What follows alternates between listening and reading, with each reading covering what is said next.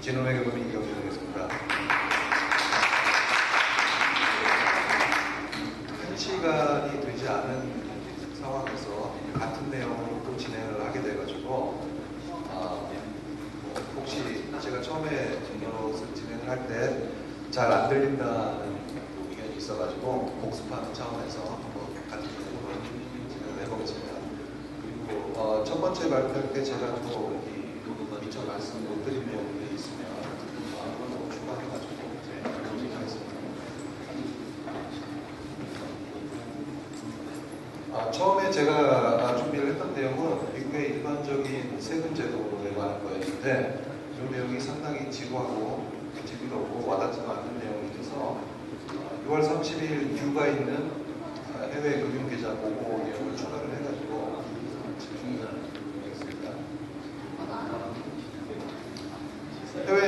해외에 있는 금융자산에 대한 신고는 두 가지가 지금 현재 있는데요. FBA라고 하는 것은 당해년도에 해외 당해년도라는 것은 이제 맨 밑에 보시면 2003년부터 2012년까지입니다. 그래서 해외 소유하고 있는 금융자산 형태가 10,000불 이상인 경우에 세법상 거주자, 미국 내에서 거주자, 미국 세법상 거주자로 인정받으신 분들이 매년 6월 말까지 보고를 해야 되는 내용인데 2003년부터 2011년입니다. 그래서 2003년, 2004년, 2005년까지는 10,000불이 넘었고 2006년, 7년은 10,000불이 안 넘었다 그러면 넘었던 해에 대해서 각각 개별적으로 다 신고가 들어가야 되는 내용입니다. 세법상 거주자의 컨셉이 뭐예요?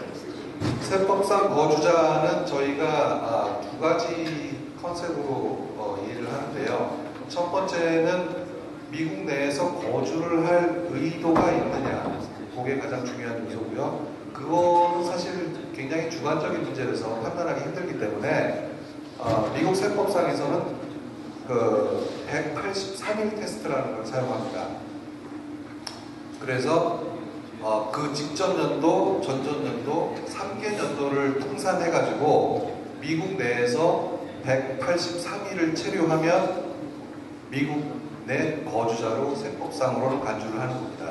근데 이 가중평균이기 때문에 가중치가 가장 가까운 연도가 가장 높고요.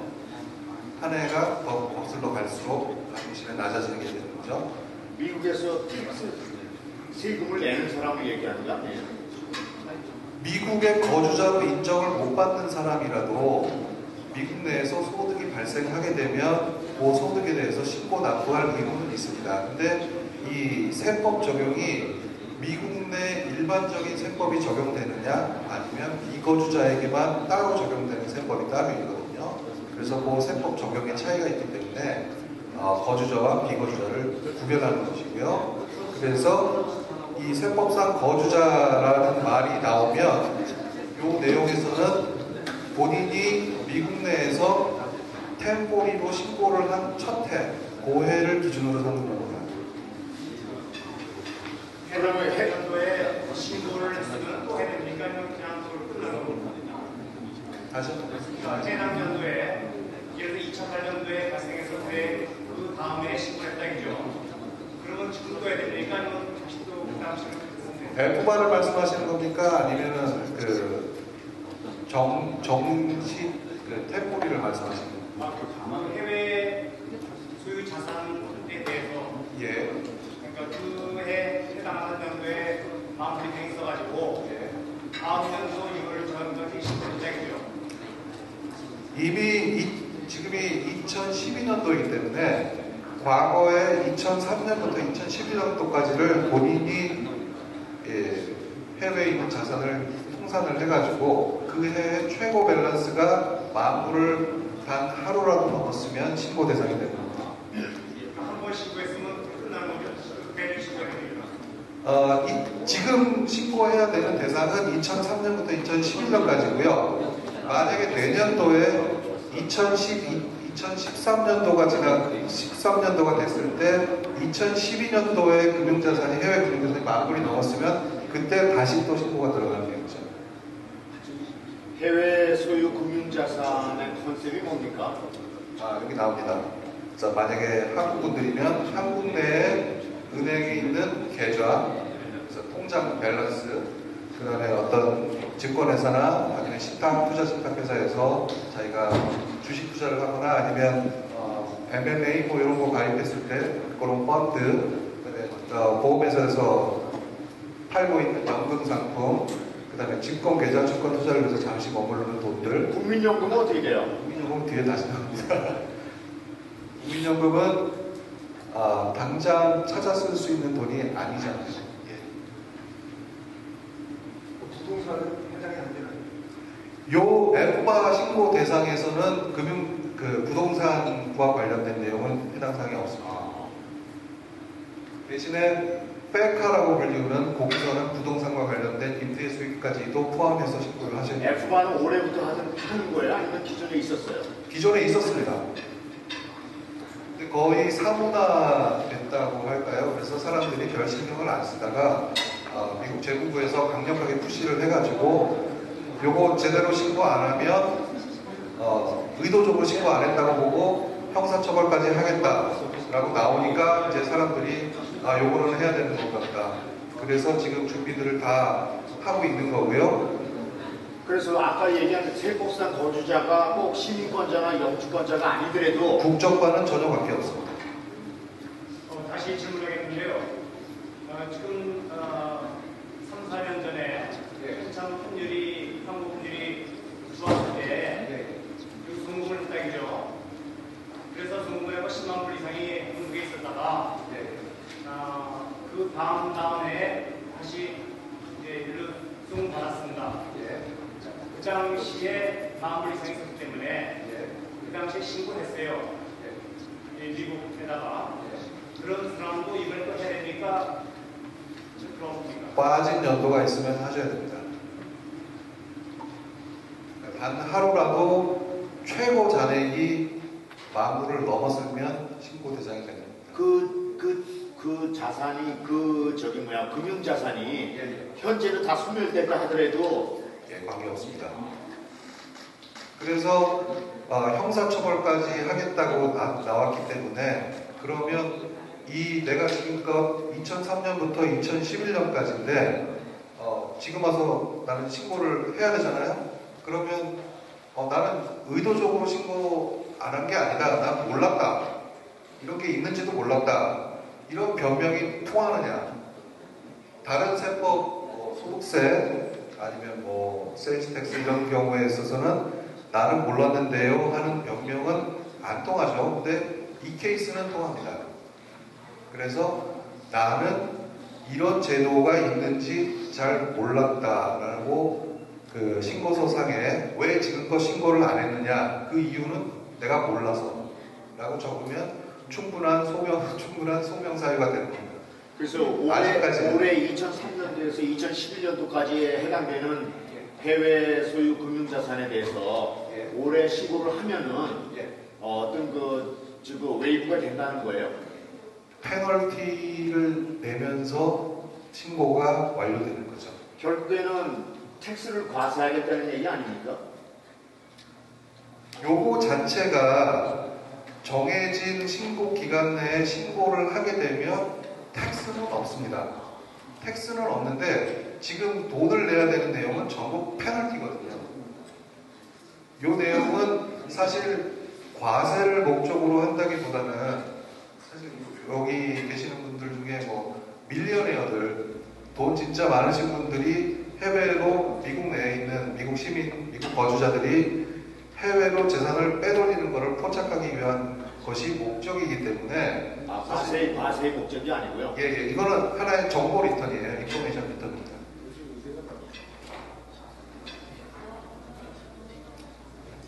F바를 사람들이 잘 안 하니까 그러면 하나 더 만들어야 되겠다. 그래서 페카라는 거를 만들어 가지고요.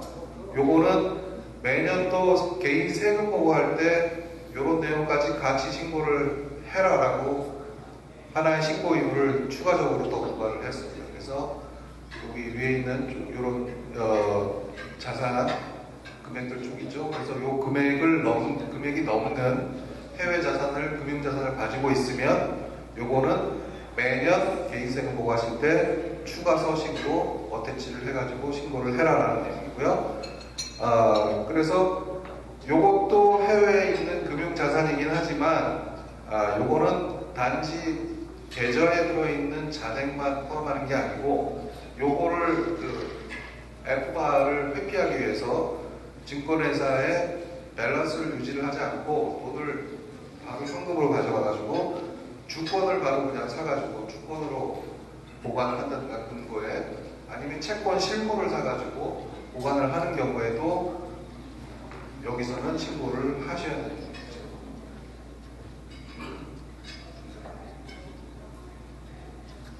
여기 부동산이 나오네요. 수익성 부동산이기 때문에 일반적인 거주용 부동산은 아니고요. 상업용 부동산을 보유해가지고 거기서 렌탈 인컴 같은 게 발생을 했을 경우에 이런 내용들을 다 세금 보고에 포함하셔서 형제들하고 같이 소유하고 있는 부동산은 어떻게 돼요? 형제들하고 같이 소유합니다. 뭐 한국에 거주하는 형제들하고 예. 같이 소유하는 부동산에 대해서 임대 수익이 나올 경우에는 어떻게 돼요? 임대 수익이 발생할 경우에는 한국에서 소득세 신고를 하시잖아요. 당연하죠. 네. 그러면 소득세 신고를 하실 때 자기의 지분 비율에 따라서 소득이 분배가 되거든요. 그렇게 계산을 하시면 되겠죠. 그러니까 여기서 신고할 때는 어떻게 해요? 한국에서 소득이 발생해가지고 한국에서 소득세 신고를 하시고 그 신고된 내용을 한국으로 가져오셔가지고 여기서 미국 내에서 발생한 소득과 합산하여 다시 계산을 해서 소득세를 다시 납부를 하셔야 되는 내용이고 이 경우에 한국에서 납부하셨던 소득세는 기납세액으로 해가지고 외국세 공제로 해서 공제를 해줍니다. 여기서 세금제가 돼요? 예.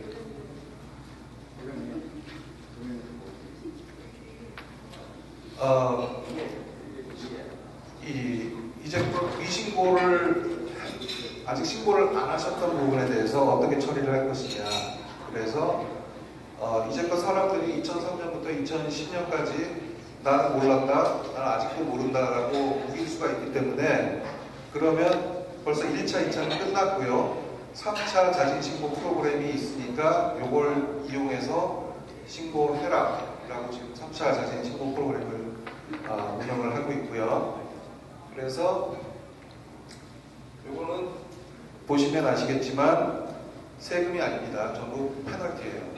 페널티가 굉장히 셉니다. 그래서 요거 페널티를 내면서 페널티가 센 대신에 형사처벌은 안 하겠다. 이런 혜택을 27.5%라는 건 뭐에 대한 27.5%예요? 보유했던 최고금액. 최고 금액이 뭐예요? 이 한국 내에 송금을 하셨을 때 넣었다 뺐다 하면서 거기서 소비도 하시고 거기서 이자 소득도 발생하시고 그래서 밸런스를 계속 왔다 갔다 하잖아요. 단 하루라도 12만 불까지 올라갔었다. 그러면 그 12만 불을 말하는 겁니다.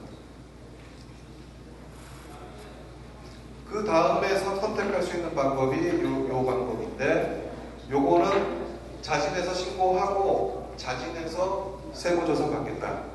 그런 내용입니다. 대신에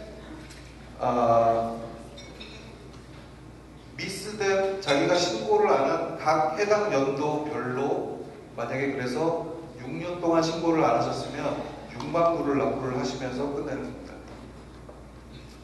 요 마지막 방법은 신고서만 제출합니다. 그 다음에 특별한 액션 없습니다. 기다리는 거죠.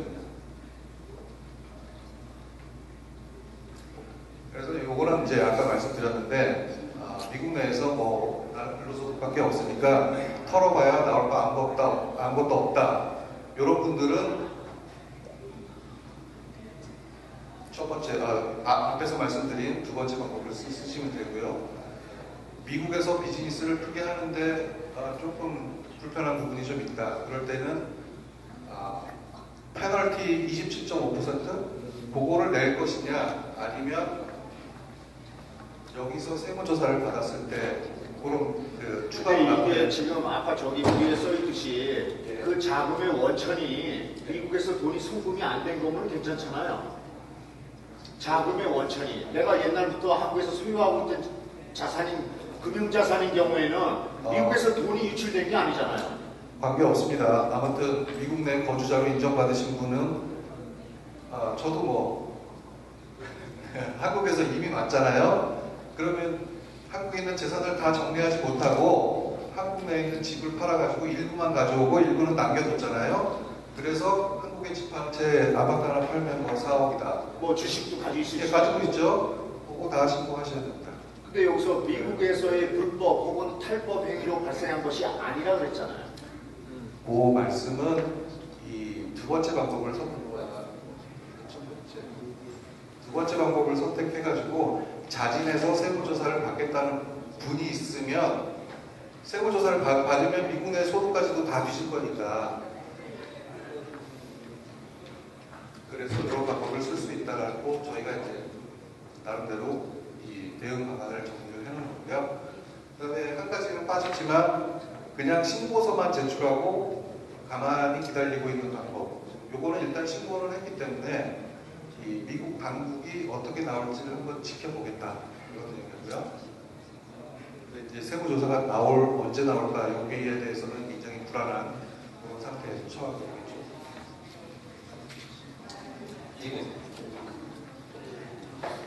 근데 그 신고 기간이 있어요? 6월 30일까지입니다. 예? 하나는 F바는 6월 30일, 그 다음에 백가는 소득세 신고할 때. 자, 그리고 저희가 이제 다시 지금 발표할 내용이요. 아까 한 1시간 전에 했던 내용을 저희가 다시 다 하는데 지금 이 토픽이 지금 굉장히 중요한 토픽이거든요. 그런 것 같아. 네, 그래서 원하시면 저희가 이 토픽으로 지금부터 앞으로 한 20분 정도를 저희가 더 얘기할 수 있는데 20분 동안 이 토픽만 하셔도 좋으실 거예요.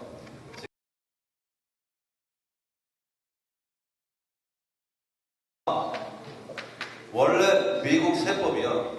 미국의 거주자는 미국의 영주권자, 시민권자가 아닙니다.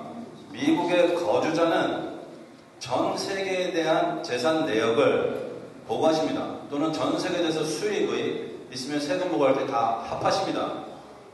여태까지는 아이고 미국 국세청이 뭐 한국에 있는 재산 어떻게 알아? 그랬죠. 한국도 똑같은 세법을 적용시킵니다. 한국 시민이 외국에 있는 재산 한국도 똑같이 보고해야 되고 소득이 생기면 소득 계산할 때 포함시켜야 돼요. 다만 한국은 여기 미국보다 벌금이 훨씬 약해요. 그걸 보고해야 되는 액수도 미국은 만불로 지금 제한을 해놨는데 한국은 1밀리언. 좀 더 이제 좀 느슨하죠. 그래서 지금 조금 전에 말씀이 와 나는 미국에서 사는데 이거 한국인이 전 세계에 있는 모든 내용을 다 보고를 해야 되는구나. 이거 머리에 드셔야 돼요. 그러면 도대체 내가 미국에 영주권도 없는데 나도 여기 들어가냐? 그럼 도대체 거주자가 뭐냐? 그렇죠. 그게 제일 중요한 거. 첫 번째입니다. 거주자는 대부분이 다 거주자세요. 여기서 살면. 불법으로 계신 분들도 거주자세요. 신분 없는데도. IRS 세법상은 미국에 와서 산 지가 183일이 넘으면 거주자십니다. 영주권 없어도 거주자십니다. 183일은 어떻게 계산하냐? 내가 요번 해에 있었던 것은 전부 다 100% 카운트하고요. 그 전년도는 3분의 1만 카운트하고요. 그 전년도, 2년 전은 6분의 1만 카운트해서 이 세 개가 합쳐져서 183일이 넘어가는 시기부터 여러분들 거주자입니다. 혹시 이 중에 이투로 오신 분 있으시나요? 이투? 대부분의 이투 투자이민 얘기 많이 들으시죠? 아직 영주권 안 받으셨죠? 그런데 보통 세컨 이어부터는 그분들도 다 거주자세요. 나 미국에서 살기 싫다. 이렇게 세법 아이고 나 싫다. 한국으로 가버릴래. 그럼 어떻게 되는지 아세요? 나 미국 시민권 다 거주자 안 할래. 나 영주권 안 할래. 포기하고 한국 갈래. 미국 시민권자나 영주권자로서 7년 이상 미국에 사신 분은 한국으로 가실 때 전 세계에 전 세계에 갖고 계신 부동산이 팔린 거로 간주하셔서 출국 세금 내고 가십니다. 재밌죠? 어마어마합니다. 알고 대응하세요. 알고. 나 몰랐어에 통하는 건 요 부분이 잠깐 몰랐어에서만 통하지 나머지는 하나도 몰라서 안 통하세요. 오케이. 근데 그 거주자 아까 말씀하셨듯이 직전 연도에 며칠 그러는데 실제로 관광 비자로 와가지고 작년도에 60일 머물렀고 올해 또 관광 와가지고 60일 머물렀고 그 전년도에 또 60일 머물러서 3년도가 180일이 됐다. 183일. 183일이 됐다. 실제 관광 왔는데도. 네. 그럼 그거 거주자예요? 그거 이제 테크니컬하게 이제 그렇죠. 좀 달라지는데 네. 그 부분은 그래서 여러분들이 간단하게 이런 경우 있어요. 야, 내가 뭐 이제 얘기를 들었더니 내가 여기 아이들도 있고 여기서 번 게 조금 있어. 관광객들도 번 게 조금 있어. 근데 어떤 분들이 야, 그거 세금 보고 하면 너 몇천 불 돌려받아. 빨리 해. 그래가지고 아무것도 모르고 미국 거주자처럼 183일이 넘으니까 세금 보고서를 딱 해갖고 한 5, 6천 불씩 돌려받으셔서 신나셨어요. 그 순간에 본인들은 본인 스스로가 거주자로 세금보고한 거예요. 조심들 하세요. 주위에 유학생분들이나 뭐 이런 분들 신나서 그러시다가 곤란해져요. 그래서 실질적으로는 거주자로 세금 보고하는 게 아니고요. 비거주자로 세금 보고하려는 모양새를 갖추려고 노력을 하셔야 돼요. 또 재산들이 있으신 분들은. 그냥 미국에서 텍스 크레딧 아이들 자녀 대학교 보낸 거 혜택 봐야 된다 뭐 이래가지고 거주자로 보고하기 시작하면 나 스스로가 거주자를 이미 인정하신 거예요. 비거주자는 뭐예요? 183일이 안 되신 분들 또는 비거주자는 그 외에 다른 분들도 비거주자로 그 183일 이상 있어도 비거주자로 처리되는 경우들이 좀 있어요. 비자 타입 FJMQ, F비자, JQ자, M비자, Q비자 이분들은 보통 2년 정도까지는 183일 있어도 상관없이 항상 비거주자입니다. 그리고 또 비거주자, 거주자 따지는 게 상당히 복잡해져요. 그러니까 각자 그 부분에 대해서 혹시 애매하다는 분들은 회계사분들이랑 디테일하게 의논하셔야 돼요. 그리고 중요한 건 대부분이 나 거주자다. 그래서 내가 거주자면 전 세계에서 발생하는 소득 세금 보고하실 때 다 합치셔야 되고요. 미국 세율로 다 계산을 한 다음에 그 다른 나라에 낸 세금이 있으면 그냥 그거 크레딧 받으시는 거예요. 그래서 미국 세율이 더 높으면 돈 낼 게 있을 거고 한국 세율이 더 높으면 낼 거 없으실 거고 일반적으로 그 상태에서 이걸 이해하시는 게 혼돈들 하세요. 이 에파 법이라는 것은 지금 새롭게 만들어진 법이 아니에요. 옛날부터 있었어요. 옛날부터. 그래서 미국 거주자가 해외에 단 하루라도 그 단기 연도에 단 하루라도 10,000불이 넘은 분들은 그 구자가 그리고 어디였었다, 이름이 얼마였다, 어카운트 넘버가 뭐였다, 액수 제일 높았던 게 얼마였다고 6월 말까지 양식 하나에다가 작성해서 보내면 되는 거예요. 세금 안 내요. 근데 많은 분들이 그것을 무시했고 사실 몰라서 무시했죠. 세금도 안 내는 건데 그동안 안 했을 이유가 없잖아요. 몰랐어요. 솔직히 말씀드려서 저희 회계사들도 3, 4년 전까지는 그런 거 있었다는 얘기만 들었지 그걸 지금처럼 이렇게 떠들고 다니지도 않았어요. 법은 있는데 별로 중요치 않았던 거예요. 그러다가 옛날에 스위스은행 다 열리고 뭐 이렇게 하면서 지금 IRS가 집중적으로 이것을 신경을 엄청 쓰고 있습니다. 지금 이 내용들이요, IRS 웹사이트에 들어가면 한국말로 각 나라말로 다 번역되어 있어요. 그만큼 중요시하고 있고요. 다시 처음 질문으로 돌아가서 그럼 내가 한국에 있는 재산은 어떻게 얘네들이 알 거야? 그죠? 그래서 미국 국세청이 각 나라 모든 은행 기관이나에다가 명령을 내렸어요. 외국인이, 미국인이 니네 나라의 어카운트를 갖고 있으면 미국 정부에 보고해요. 이미 통보했어요. 그럼 한국에 있는 한일은 한국은행. 어이씨, 우리나라 정부도 아니고 왜 미국 놈들이 건방지게 왜 그걸 보고하라고 하라 그래? 협조 안 하죠? 그러니까 실제로 2013년부터 무슨 일이 일어나냐 하면 미국 IRS가 바보가 아니죠. 미국에서 그 나라의 그 은행으로, 즉 이 명령을 따르지 않고 파티스페이트 안 하는 은행으로 송금이 갈 때 30%의 돈을 떼어버리는 거예요. 말도 안 되죠? 그러면 여러분들 개인만 생각하지 말고 기업들 생각해보세요. 어마어마한 돈들이 왔다 갔다 합니다. 근데 미국에서 한국으로 돈을 보낼 때 그 은행으로 보내면 30%를 빼버립니다.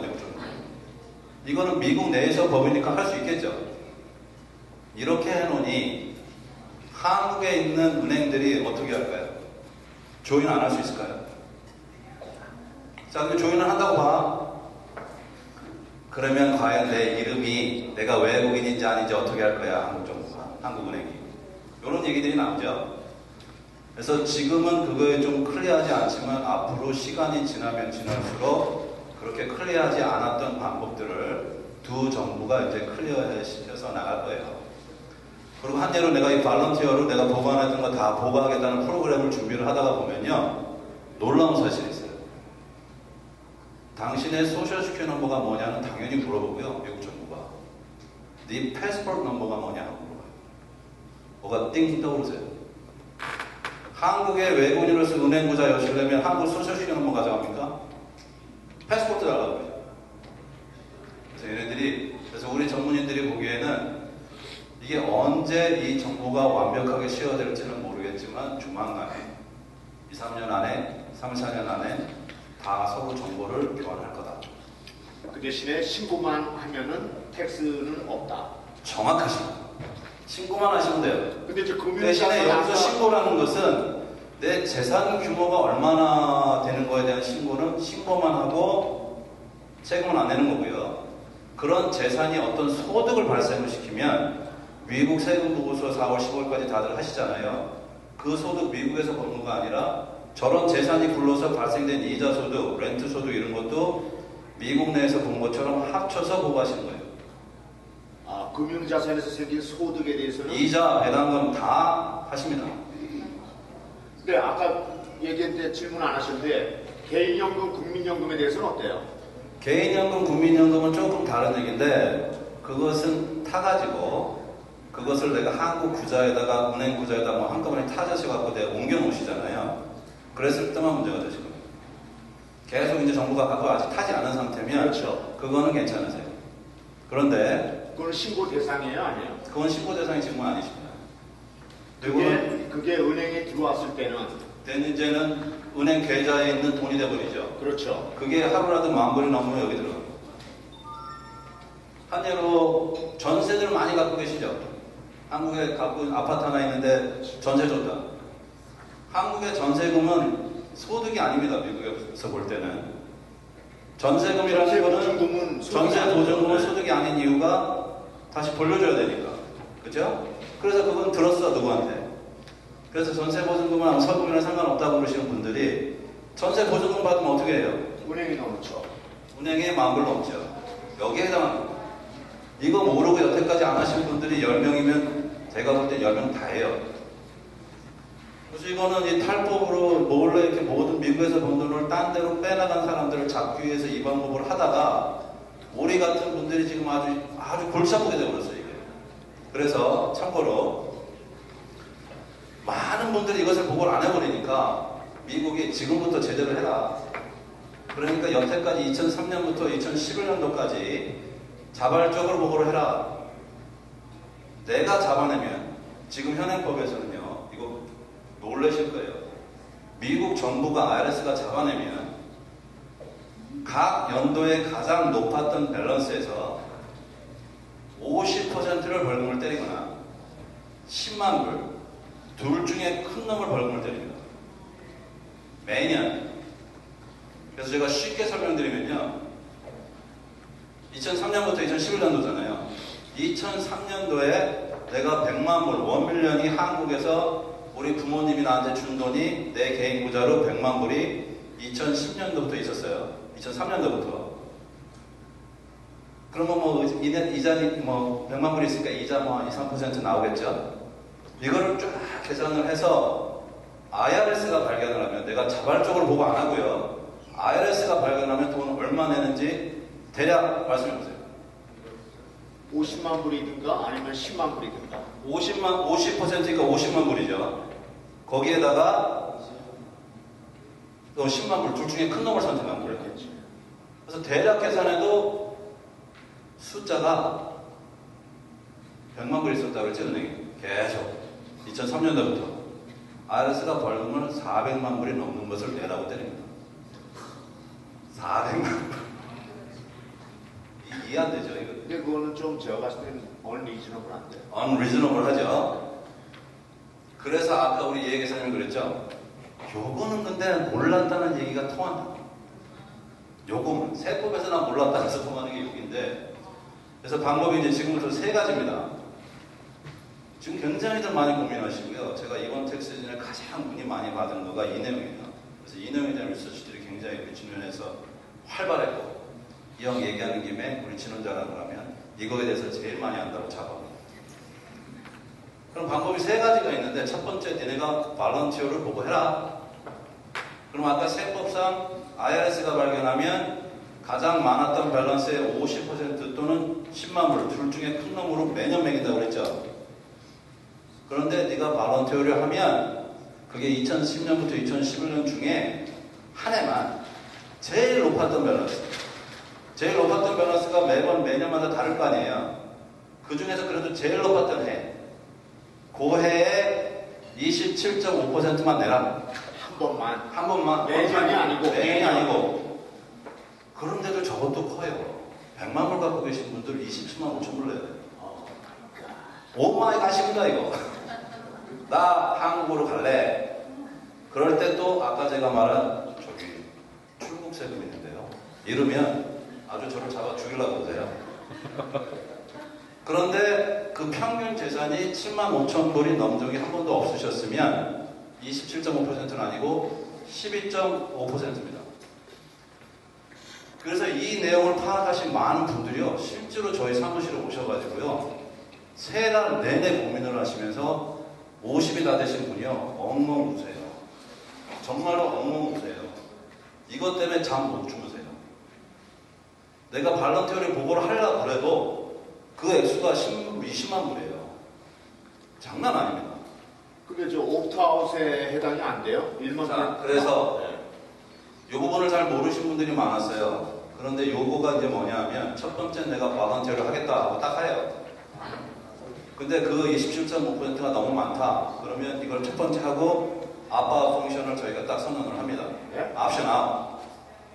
일단은 발런티어 프로그램을 시작을 한 다음에, 그 다음에 저 세금을 내질 않고 27.5%를 내지 않고 아웃을 하면 무슨 일이냐면, 그게 뭐를 얘기하는 거냐면, 나 자신 있어.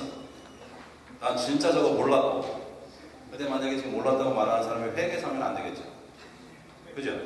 넌 회계사인데 몰랐으니까 안 통합니다. 그 사람이 잡이 뭐였느냐에 따라서 그게 통할 때 있고 안 통할 때 있어요. 하여튼 나 몰랐고, 나는 그래서 그 돈 낼 거 없고 나는 옵션 아웃을 하겠다 그러면 그 순간에 무슨 일이 일어나는 거냐면, IRS한테 대충 감사하는 게 아니라 풀 감사를 나한테 와서 하라 라는 뜻이에요. 지난 2003년부터 2011년도까지 난 세금 보고 했는데 나는 자신 있다. 미국 내에서 생겼던 모든 건 난 자신 있게 보고했고, 그러니까 나를 감사로 와서 해라. 풀 감사입니다, 여기서는. 단지 해외 금융자산만 보고를 안 했다. 금융재산만 보고 안 한 게 아니에요. 근데 거기서 중요한 게 금융재산에 대한 이익금들이 있었잖아요. 그거에 대해서 보고도 안 했으면 잘못된 거예요. 금융재산 규모만 보고를 안 한 거면 오케이. 근데 거기서 발생된 소득은 원칙적으로 보고 해야 된다고 그랬죠. 또는 하여튼 내가 자신이 있어서 모든 거에 문제가 없었다. 그리고 거기서 발생된 이익금들이 뭐 은행에 묻었으면 이자나 이런 거가 나는 한국 정부에 늘 냈기 때문에 미국 정부에까지 내는 건 상상도 안 했다. 요 정도. 마이너 할 경우는 괜찮으세요. 그게. 그래서 풀 감사가 다 끝나고 났더니, 야, 이 사람은 미국에서 세금 보고 정말 충실히 잘했다. 그리고 이 사람은 진짜 알 수가 없었다. 라는 걸 IRS가 동의를 해주면 한 해당 만불로 끝나시는 거예요. 한 회당 만불. 한 해당. 한 번이 아니고요? 한 번이 아니고. 여기서는. 그래서 이게 2003년부터니까 2010년도까지 하면 한 8만 불까지. 그분이 2003년도부터 했으면 8만 불이죠. 8만 불까지 8만 불 내고 해결되시는 겁니다. 이것도 많아요. 그쵸? 근데 이게 만약에 갑자기 2010년도에 생기셨던 분인데, 그런 분들이면 만불 정도로 끝나니까 그렇게 아까 제가 예를 들었던 그분처럼 계속 울진 않으실 거예요. 아니 근데 아까 저분이 발표하실 때는 이건 뭐야, F바가 뭐 과세를 목적이 아니라고 그랬잖아요. 지금 저희가 만불이나 이런 건 전부 페널티 얘기입니다. 아니 발론티어 결국에는 F바가 과세가 목적이 아니라고 그랬는데 그거는 wrong information이에요. 제가 봤을 때는 아까 얘기한 이자 소득이라든가 배당 소득이라든가 거기서 발생된 거에 대해서는 부과를 하겠다는 얘기 아니에요. 자, 그게 롱 인포메이션이 아니고 약간 혼돈돼서 그러세요. 그렇죠. F바 자체는 외국에 있는 자산이 얼마나 있는 걸 그냥 보고만 해주면 돼요. 정상적으로 됐었으면. 근데 거기서 유월- 발생된 소득에 대해서는 발생에 대한 소득에 대해서는 저 F바가 아니고요. 원래 우리가 4월 15일까지 세금 보고 하시는 거죠. 4월 15일까지. 그때 소득으로 넣어서 계산하시는 거예요. 따로. F바 자체에는 거기서 발생된 이익금이 얼마냐 이런 거 안 나타나요. 그냥 은행 밸런스가 얼마냐. 그러나 소득 신고를 할 때는 소득세 신고를 할 때는 원래는 넣었어야 된다. 정확하십니다. 그래서 이게 취지는 이해계사님 말씀하신 게 맞는데 우리 텍스페이어 입장에서 보면 그 얘기나 라고 하실 수도 있는 거예요. 뭐 그거는 뭐 그냥 생각하기 나름입니다.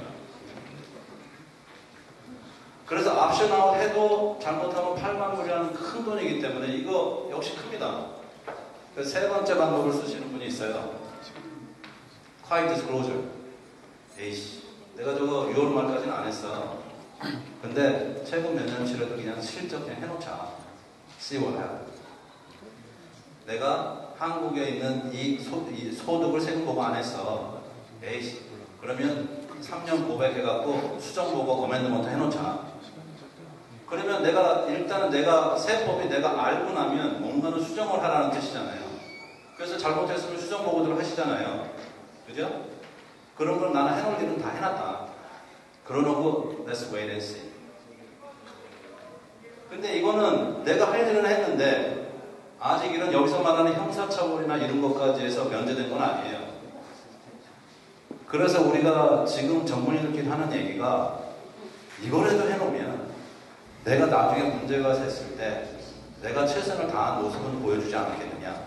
그 다음 이 모든 거가 아까 근본적으로는 세금을 걷어내기 위한 목적은 아니라고 그랬잖아요.